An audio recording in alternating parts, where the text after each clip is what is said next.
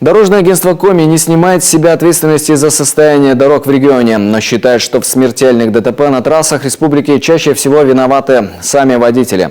Об этом в интервью нашему телеканалу заявил руководитель ведомства Эдуард Слабиков. Его слова подтверждают и результаты расследований серьезных аварий, которые, кстати, происходят как на разбитых, так и на хороших дорогах. Любовь Лапина подробнее. Дисциплина водителей – вот на что сегодня нужно обращать особое внимание, отмечает руководитель дорожного агентства Коми Эдуард Слабиков. С начала года в республике произошло достаточно много ДТП со смертельным исходом, и практически в каждом случае виноваты водители. Свои же обязательства в плане безопасности дорожного движения регион выполняет.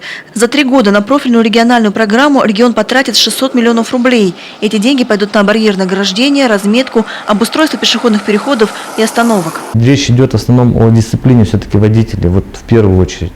Потому что, общаясь с коллегами с других, например, стран, понимая, что так, как проводится обучение в Российской Федерации, недопустимо на сегодня при той интенсивности движения, которое у нас сегодня есть. В тех же в северных странах люди сдают вождение не только в дорожных условиях, в городских условиях, либо на автодроме, они сдают условия на ледяном поле, в тяжелых зимних условиях, еще и так далее, и так далее. Показательной в этом отношении стала Ухтинская дорога. Как только ее капитально отремонтировали, аварийность на трассе возросла в разы, причем именно со смертельным исходом. Тем не менее, ремонт здесь будет продолжен. Направление от Ухты до Троицка-Печорска. Что касается Ухта-Троицка-Печорска, то в этом году мы проторговали контракт на строительство моста через реку Лекким. Это у нас начало реконструкции этой дороги. Порядка 80 миллионов в этом году выделено.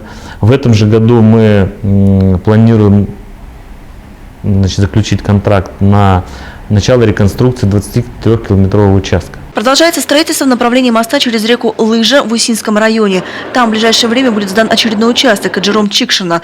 А после, в рамках государственного частного партнерства, дорожники приступят к реконструкции участка Ираэль-Малая Пера. Работы в этом направлении уже ведутся. Готовится конкурсная документация. А вот вопрос по Воркуте пока остается открытым. Заполярье с большой землей дорожным полотном, видимо, будет связано еще не скоро. В далеких планах и вообще в развитии транспортной стратегии Российской Федерации мы всегда выдвигаем предложение по строительству этой дороги. Но если подходить реально к этой ситуации, без федерального финансирования мы эту программу не осилим. Достаточно большая протяженность, большие проблемы со строительством.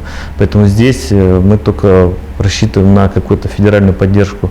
Если, опять же, будут развиваться арктические территории, возможно, будем опять выходить на федеральный уровень и давать свои предложения по возобновлению, будем так говорить, строительства этих участков. По мнению Эдуарда Слабикова, здесь в республике нужно исходить из целесообразности строительства дороги. Так, сегодня стоимость 1 километра от 50 миллионов рублей. А потому нужные на строительство трассы до Воркуты деньги, возможно, куда разумнее вложить в развитие других вариантов транспортной доступности, к примеру, в авиацию. Любовь Лапина, Владимир Шишкунас, телеканал Юрган.